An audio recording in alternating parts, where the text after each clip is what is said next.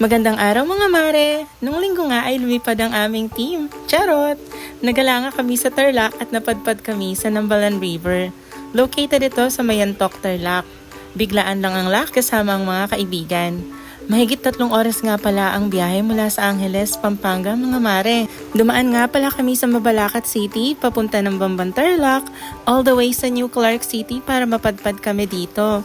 Siyempre, hindi mawawala sa gala ang nag-iisang baby na si Cookie.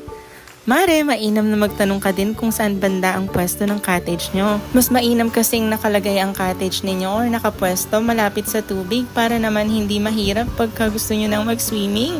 Siyempre, kasama na dyan ang banding, alak, barkada at kwentuhan para sa mas masayang pagsasama. Alam mo bang maganda dito, mare ko? Mahangin, running water, at masarap magbabad. Meron nga palang environmental fee na 30 pesos per head at 10 pesos naman sa plastic ng basura. Kung nagbabalak ka nga pala na pumunta dito ay mag-ready ka na ng cash para sa babayaran mong cottage. Meron nga naman mga tindahan para kung nagkulang ang mga binaon mo.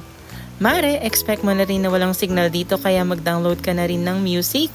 I-ready ang speaker para sa mas masayang bonding.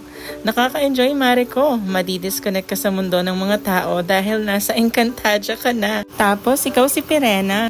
Eme! O siya mare, sana magalaan mo ito o kaya naman ay mailagay mo sa travel list mo. Enjoy mare ko!